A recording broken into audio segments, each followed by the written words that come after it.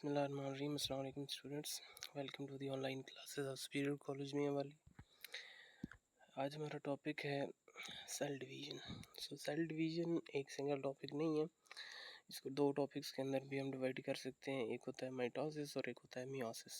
Cell दो तरह से डिवाइड कर रहे होते हैं हमारी बॉडी के। माइटोसिस कहाँ पे होती है, मियोसिस कहाँ पे होती है, वो हम डिस्कस करेंगे जब हम इन टॉपिक्स को डिटेल में देखेंगे। तो here is our outline for today's lecture. सबसे पहले सेल डिवीज़न को देखेंगे, क्या चीज़ होती है, फिर सेल साइकिल क्या होता है। देन हम जो सेल डिवीज़न होती है उसको डिफरेंट फेजेस में डिवाइड करते हैं, या सॉरी सेल डिवीज़न नहीं, सेल साइकिल। सेल साइकिल को हम 3 मेन डिवीजन में डिवाइड करते हैं उसको। सबसे पहले इंटरफेस होता है, फिर माइटोसिस होती है यानी कि डिवीज़न होती है, और उसके बाद जो होती है साइटोकाइनेसिस होती है। ये क्या चीज़ें हैं, ये हम इनको डिटेल में जब टॉपिक को पढ़ेंगे वहाँ पे देखते हैं। So first of all is what is cell division. Cell division जो होती है, सेल डिवीज़न जो होती है एक ऐसी टर्म है जो सेल्स की लाइफ कंटिन्यूटी के लिए ज़रूरी होती है। सेल डिवीज़न है क्या चीज़? सेल डिवीज़न एक सेल है, वो डिवाइड करता है और उससे दो सेल बन जाते हैं, इसको हम बोलते हैं माइटोसिस यानी कि सेल डिवीज़न।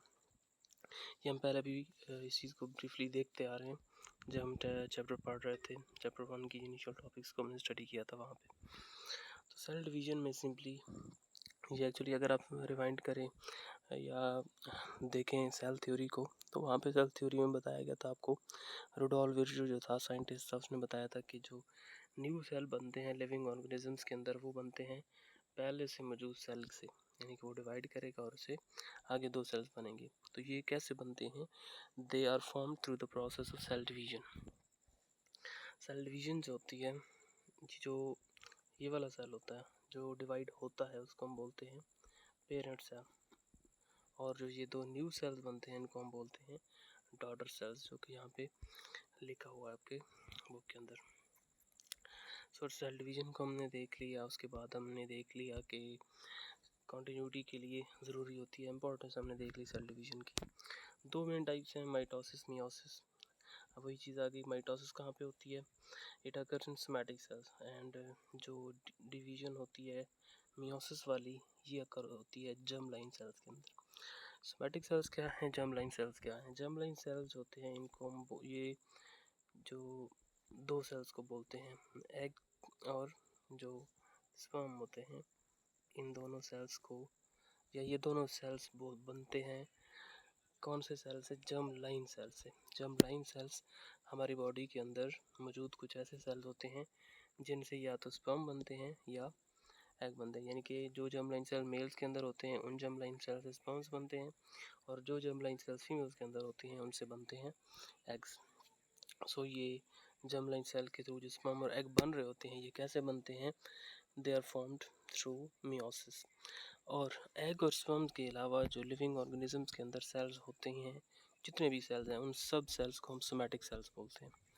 तो सोमैटिक सेल्स की डिवीज़न होती है through the process of mitosis, and जो होती है जर्म लाइन सेल्स की फॉर्मेशन, स्पर्म्स और एग्स की फॉर्मेशन, वो जर्म लाइन सेल से थ्रू मियोसिस हो रही होती है। हमने ब्रीफ इंट्रोडक्शन देख लिया सेल डिवीज़न का कि वो क्या चीज़ है, उसमें क्या क्या चीज़ें आ जाती हैं। अब आ जाता है सेल साइकिल। सेल साइकिल क्या है? सेल साइकिल जो होता है, आप इसको कह सकते हैं लाइफ साइकिल ऑफ सेल, कि सेल खुद एक बनता है, वो फिर उससे आगे मज़ीद सेल बनते हैं। जैसे कि फॉर एग्जांपल ये एक सेल था, उससे आगे दो सेल बने, अब वो दो सेल फर्दर आके डिवाइड करेंगे और उनसे दो दो सेल बनेंगे। ये जो प्रोसेस होता है, यानी कि यहाँ से लेकर इस सेल के बनने तक और फिर इस सेल का आगे न्यू सेल बनाने तक का जो ये ड्यूरेशन होता है ना, इस पूरे को हम सेल साइकिल बोलते हैं, या आप कह सकते हैं life cycle of a cell. इसको हम लाइफ साइकिल या सेल साइकिल को भी डिफरेंट फेजेस के अंदर डिवाइड कर रहे होते हैं। सबसे पहले क्या होती है? माइटोसिस होती है सेल की। इससे पहले भी एक और फेज़ होती है जिसको हम इंटरफेज बोलते हैं। उसके बाद साइटोकाइनेसिस होती है। डिवीजन में या माइटोसिस में क्या होता है? अब एक सेल आपने पढ़ा हुआ, एनिमल सेल आपने देखा था, उसके सेंटर में न्यूक्लियस होता है। तो ये जो डिवीज़न का प्रोसेस होता है ना, ये भी आप डिटेल में देखेंगे तो डिवाइड करने से पहले क्या करता है सेल? अपने मटेरियल को डबल करता है। मटेरियल डबल करने के साथ साथ वो क्या करता है, न्यूक्लियस को भी डिवाइड करेगा और एक ही सेल के अंदर इस तरह से 2 न्यूक्लियाई आ जाएंगे। उस प्रोसेस को हम बोलते हैं डिवीजन ऑफ न्यूक्लियस। यानी कि अभी तक साइटोप्लाज्म दोनों सेल्स का एक ही है, लेकिन एक ही सेल के अंदर 2 न्यूक्लियाई बन चुके हैं। इस प्रोसीजर को वैसे कैरियोकाइनेसिस बोला जाता है या इसको माइटोसिस भी बोलते हैं। कैरियोकाइनेसिस, जिस तरह साइटोकाइनेसिस है ना, उसी तरह कैरियोकाइनेसिस प्रोसेस होता है, हम इसको बोलते हैं न्यूक्लियस की डिवीजन को। उसके बाद साइटोकाइनेसिस, साइटो जैसे नाम से ही पता चल रहा है कि साइटो का क्या मतलब होता है, साइटोप्लाज्म। सो साइटोप्लाज्म यानी कि पहले न्यूक्लियस डिवाइड कर चुके होते हैं, फिर क्या होना होता है, फिर साइटोप्लाज्म डिवाइड करना होता है। तो यहाँ से सेल सेंटर से डिवाइड होगा और क्या हो जाएगा, इससे ये 2 डिफरेंट सेल्स बन के एक दूसरे से सेपरेट हो जाते हैं। So this is the process of cytokinesis. यानी कि 2 मेन फेजेस होती हैं या 3 फेजेस होती हैं जो सेल डिवीजन होती है उसकी या सेल साइकिल होती है उसकी। उसको हम इंटरफेस बोलते हैं सबसे पहले। इंटरफेस के बाद माइटोटिक या माइटोसिस फेज होता है, उसके बाद थर्ड फेज होता है वो साइटोकाइन। यहाँ पे आपको पाई चार्ट नज़र आ रहा होगा। यहाँ पे टोटल लाइफ साइकिल को डिफरेंट स्टेजेस के अंदर डिवाइड किया गया है। सबसे पहली जो फेज़ होती है उसको हम बोलते हैं इंटरफेस। जैसे यहाँ पे आपको ये ब्लू कलर के अंदर या स्काई ब्लू में आपको नज़र आ रहा है इंटरफेस। अब इंटरफेस की फर्दर आगे यहाँ पे डिविजन लिखी हुई है, G1 phase, S phase, G2 phase. ये तीनों किस चीज़ की फेजेस हैं, यहाँ तक ये तीनों इंटरफेस में आ जाती हैं। जैसे इंटरफेस ख़त्म होता है उसके बाद शुरू होता है माइटोसिस। जैसे ही माइटोसिस हो जाता है कंप्लीट, यानी कि न्यूक्लियस डिवाइड कर जाता है, उसके बाद काम होता है साइटोप्लाज्म के डिवीजन का, उसको हम बोलते हैं cytokinesis. Phases of cell cycle, यहाँ पे थ्योरेटिकली हम इसको देखते हैं क्या क्या दिया हुआ है आपकी बुक में। सो माइटोसिस और जो साइटोकाइनेसिस होती हैं, ये बेसिकली इन दोनों को कलेक्टिवली हम क्या बोलते हैं, M phase of the cell, यानी कि mitotic phase of the cell या डिवीजन भी आप इसको कह सकते हैं। सो ये शॉर्टेस्ट पीरियड होता है।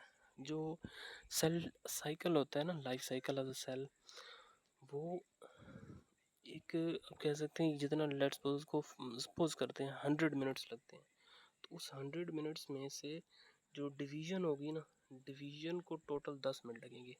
यानी कि 10% टाइम जो होता है ना टोटल लाइफ साइकिल का, वो लगता है उसको डिवाइड करने में। बाकी जो 90% होता है ना, वो इन फेजेस में लग जाता है, यानी कि इंटरफेज के अंदर ज़्यादा टाइम लगता है।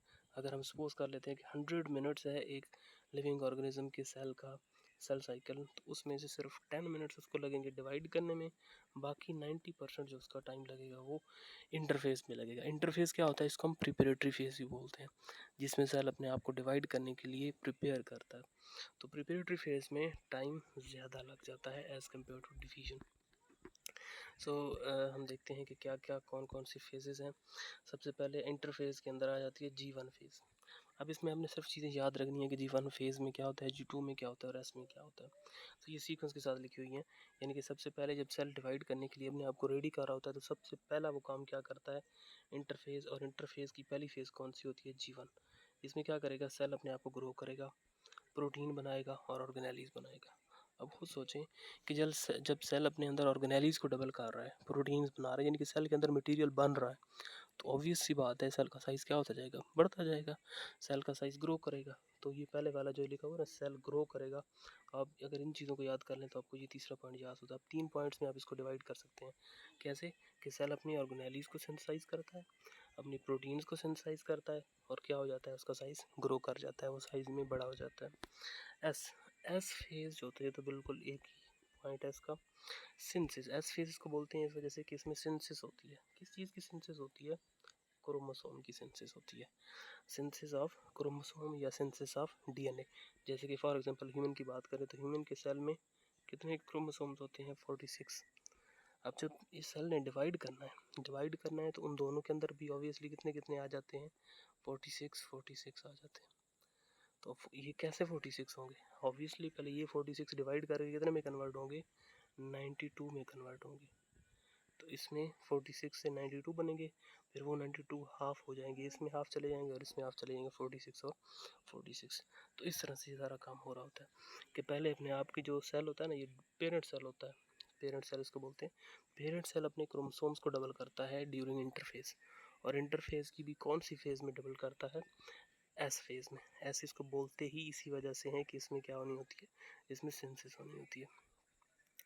सो यहाँ से पहला पॉइंट हो गया, G1 फेज भी और एस फेज भी हो गया। G2 फेज में क्या होता है, इसमें अगेन सेल जो होता है अपने आप को ग्रो करता है और अपने आप को प्रिपेयर करता है, यानी कि फाइनल, क्योंकि इस G2 फेज के बाद फौरन M फेज आती है, यानी कि सेल डिवाइड करता है।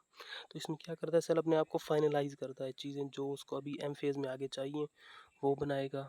इसके अलावा जो अपनी तैयारियाँ होती हैं वो मुकम्मल कर रहा होता है इस फेज के अंदर। उसके बाद यहाँ पे इंटरफेस को लिखा हुआ है, उनको मैं इनकी समराइज़ करेंगे। यहाँ पे न्यूक्लियर एनवेलप जो होता है वो क्या चीज़ है, न्यूक्लियस के आसपास मौजूद होती है। न्यूक्लियस जो होता है इसके अंदर वन और मोर न्यूक्लियोलाई मौजूद होते हैं। एंड जो सेंट्रोसोम होता है, single centrosome replicates to form two centrosome. Centrosome क्या चीज़ थी, हमने पढ़ा था सेंट्रोस्फेयर और क्रोमोसोम्स को कलेक्टिवली हम सेंट्रोसोम बोलते हैं। जैसे कि ये न्यूक्लियस होता है एनिमल सेल में, तो एनिमल सेल के पास बिल्कुल एक साइड पे इस तरह 90 डिग्री के साथ एंगल पे 2 सेंट्रियोल्स पड़े होते हैं। अब उस जगह को जहाँ पर वो सेंट्रियोल्स मौजूद हैं और उन सेंट्रियोल्स को कलेक्टिवली हम बोलते हैं सेंट्रोसोम। सो सेंट्रोसोम में आप देखें, एक सेंट्रोसोम में 2 सेंट्रियोल्स होते हैं, तो ये भी इंटरफेस के अंदर डिवाइड करके 2 से 4 हो जाएंगे। क्लियर। उसके बाद जो ईच सेंट्रियोल है यहाँ पे वही आपको अभी मैंने बताया है कि एक सेंट्रोसोम के अंदर 2 सेंट्रियोल होते हैं, 2 डिवाइड होकर 4 में कन्वर्ट हो जाते हैं। क्रोमोसोम एस फेज के अंदर डुप्लीकेट हो जाएंगे। ये पूरी की पूरी समरी बताई है उन्होंने यहाँ पे, जो अभी अपने पढ़े हैं पीछे तीनों फेजेस।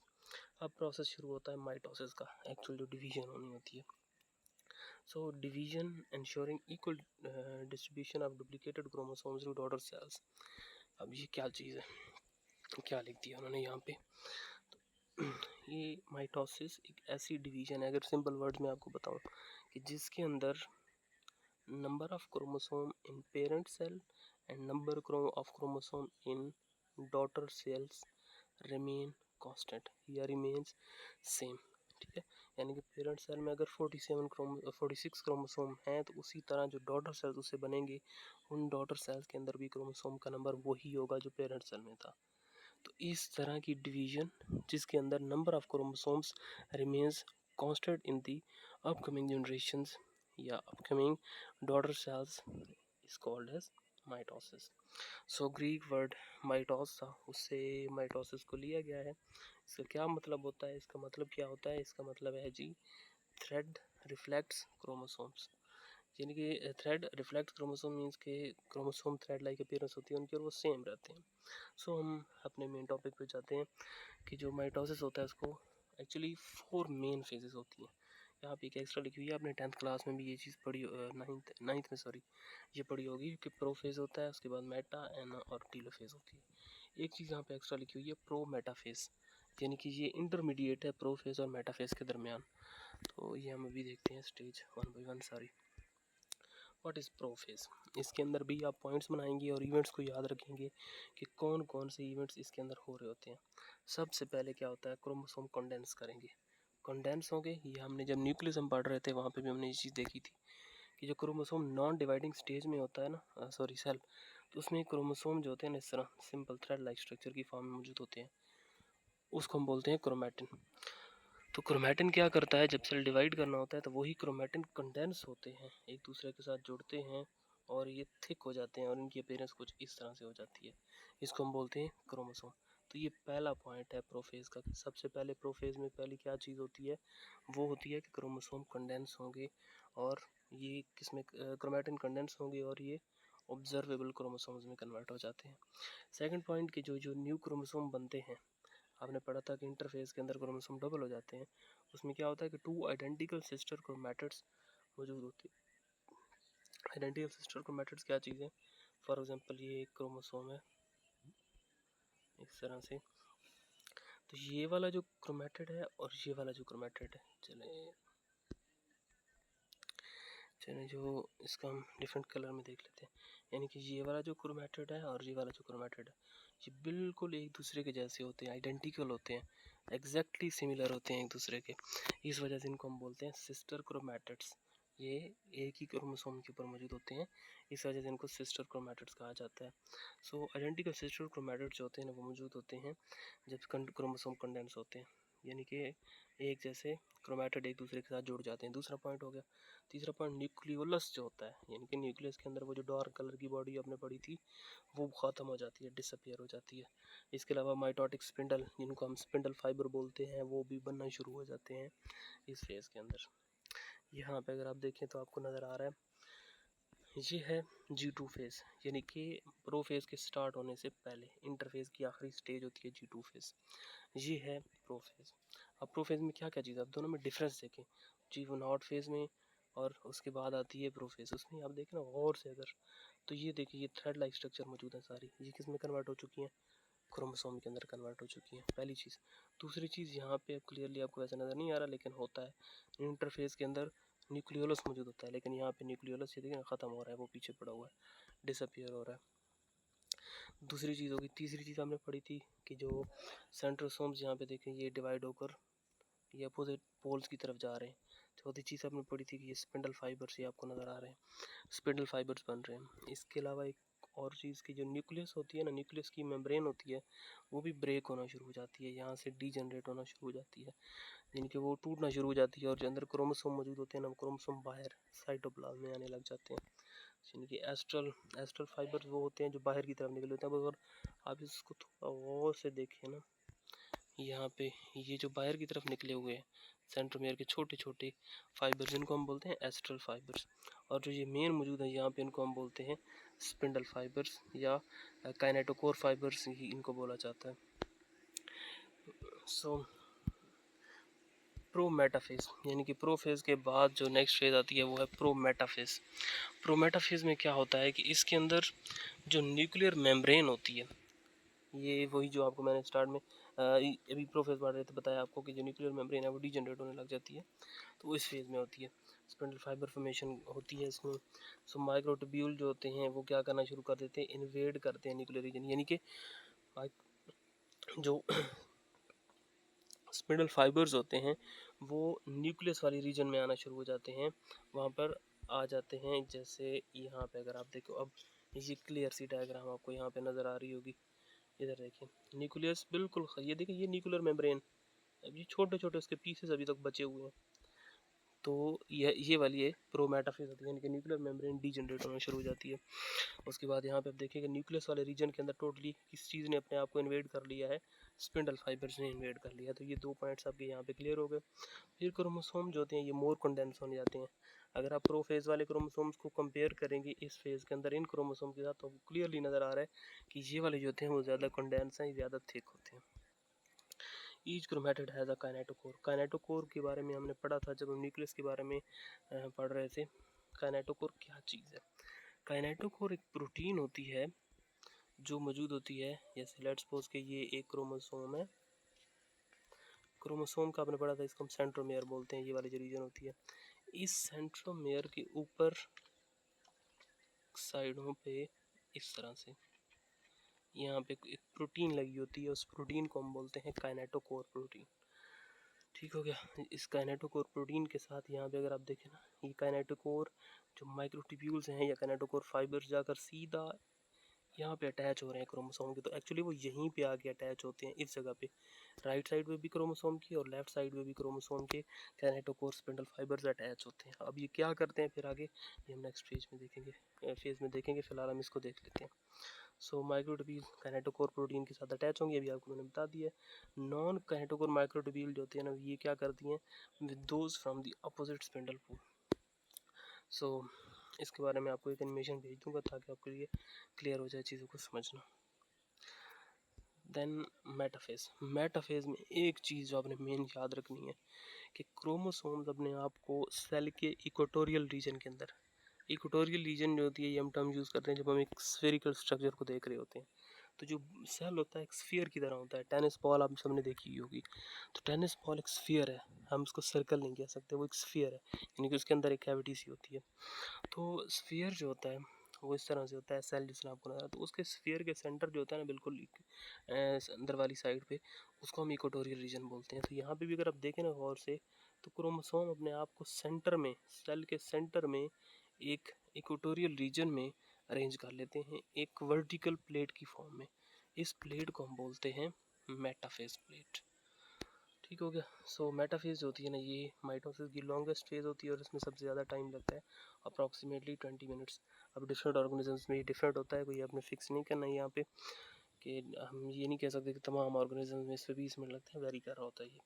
सेंट्रोसोम जो होते हैं यहाँ पे अगर देखें तो प्रोफेज में अपोजिट एंड की तरफ जा रहे थे, लेकिन इस फेज़ के अंदर अगर आप और से देखें तो ये सेल की अपोजिट साइड्स पे जा चुके हैं, अपोजिट पोल्स की तरफ जा चुके हैं जो सेंट्रोसोम्स होते हैं। एंड अब क्रोमोसोम्स क्या करते हैं, अलाइन करते हैं मेटाफेज के अंदर, बिल्कुल। अब क्रोमोसोम्स की अलाइनमेंट अगर देखें तो वो अपने आप को बिल्कुल अपनी पोजीशन के ऊपर अलाइन कर चुके हैं। यही एक्चुअल पोजीशन होती है जो ये माइक्रोट्यूब्यूल्स होती हैं, ये जो स्पिंडल फाइबर्स होते हैं इसके अंदर, और क्रोमोसोम्स की भी अलाइनमेंट पर अब आ चुकी है अपनी जगह पे। सो मेटाफेज प्लेट क्या है, यहाँ पे भी उसके बारे में लिखा हुआ है कि ये एक इमेजिनरी अरेंजमेंट होती है क्रोमोसोम्स की, पोजीशन होती है क्रोमोसोम्स की इक्वेटोरियल रीजन के अंदर ड्यूरिंग माइटोसिस। सो सिस्टर क्रोमैटिड्स क्या करते हैं, अटैच होते हैं काइनेटोकोर्स, सिस्टर क्रोमैटिड्स के साथ काइनेटोकोर जो माइक्रोट्यूब्यूल्स होते हैं वो अपोजिट साइड से अटैच हो जाते हैं। जैसे अभी आपको पिछले डायग्राम में यहाँ पे मैंने बताया था कि ये दोनों अपोजिट साइड पे क्रोमोसोम की काइनेटोकोर के साथ अटैच हो जाते हैं क्रोमोसोम्स। काइनेटोकोर प्रोटीन के साथ अटैच हो जाते हैं क्रोमोसोम की जो होती है वो काइनेटोकोर फाइबर्स। सो मेटाफेज के बाद नेक्स्ट फेज आ जाती है एनाफेज। एनाफेज जो होता है ये शॉर्टेस्ट फेज है। इसके बाद सिस्टर क्रोमैटिड जो होते हैं ना, ये अपने आप को सेपरेट कर लेते हैं। बस डिफरेंस अब यहाँ पे नोट करें, बाकी सारी चीज़ें सेम होती हैं, यही मेन डिफरेंस होता है सेंटर के। अगर हम इस पिछली डायग्राम की तरफ जाएं तो यहाँ पे आपको मैंने बताया था कि क्रोमोसोम की दोनों साइडों पे इस तरह से स्पिंडल फाइबर अरेंज होते हैं, और जो स्पिंडल फाइबर होते हैं वो उनके अंदर एबिलिटी होती है कि वो कॉन्ट्रैक्ट हो सकते हैं। तो जब ये कॉन्ट्रैक्ट होंगे, आप खुद सोचें, यानी कि आप ये समझें कि सेंटर में ये दो क्रोमोसोम्स पड़े हुए हैं, ये दो क्रोमैटिड्स पड़े हुए हैं, एक साइड पे आपने बांधा हुआ है एक रस्सी के साथ, दूसरी साइड पे आपने दूसरी रस्सी के साथ बांधा हुआ। तो जब आप इसको इस साइड पे और इसको इस साइड पे खींचेंगे तो क्या होता है, जो क्रोमोसोम होता है ना वो सेंटर से यहाँ से डिवाइड हो जाता है। और कैसे डिवीजन होती है उनकी, अब आप देखें ये डायग्राम, ये देखिए जी, हम दो क्रोमैटिड से इस तरह से क्या हुआ है, सेंटर से डिवाइड हुए हैं। एक जो है वो इधर जा रहा है और दूसरा जो है अपोजिट साइड पे जा रहा है। तो जितने भी क्रोमोसोम्स होते हैं वो सेंटर में अलाइन होते हैं, आधे चले जाते हैं इस साइड पे और आधे चले जाते हैं इस साइड पे। तो इस तरह से एक्चुअली अगर आपसे क्वेश्चन पूछा जाता है कि कौन सी फेज़ है माइटोसिस की जो इक्वल डिस्ट्रीब्यूशन ऑफ क्रोमोसोम्स के लिए रिस्पॉन्सिबल होती है, तो वो एनाफेज होती है, क्योंकि उसी के अंदर ही क्रोमोसोम्स आधे इधर जाते हैं और आधे इधर जाते हैं। आप आगे जाके ये पढ़ेंगे भी कि बाज़ औक़ात क्या होता है कि क्रोमोसोम, अब दो ये है ना, लेट्स सपोज ये दो, आधा इधर, एक इधर जाना है और एक इधर जाना है, वो दोनों एक साइड पे चले जाते हैं। तो ये एक्चुअली मियोसिस के अंदर होता है। अब जाके आगे देखेंगे डिफरेंट टाइप की सिंड्रोम्स अपने पढ़ी भी होंगी, एरर्स इन मियोसिस, तो वो हम फिर बाद में देखेंगे, वो हमारा नेक्स्ट टॉपिक है। सो माइक्रोट्यूब्यूल्स होते हैं अपने आप को शॉर्टन करते हैं, यानी कि कॉन्ट्रैक्ट करेंगे, अभी आपको पीछे मैंने बताया। तो जब वो कॉन्ट्रैक्ट करेंगे तो आधे क्रोमोसोम एक साइड पे पुल हो जाते हैं, दूसरे क्रोमोसोम दूसरी साइड पे पुल हो जाते हैं। सो ये हमारा एनाफेज यहाँ पे ख़त्म हो जाता है। फिर टीलोफेज, ये लास्ट फेज़ होती है जो कैरियोकाइनेसिस है उसकी। सो इसमें क्या होता है कि टू डॉटर न्यूक्लियाई बनना शुरू हो जाते हैं, यानी कि आप देखें ना, सेल एक ही है, सेल एक ही है, लेकिन उस एक सेल के अंदर अब यहाँ पे ज़रा गौर से देखिए, ये इसको देखें, ये देखें, ये देखें, ये क्या चीज़ है, ये न्यूक्लियर मेम्ब्रेन बनना शुरू हो गई है यहाँ पे।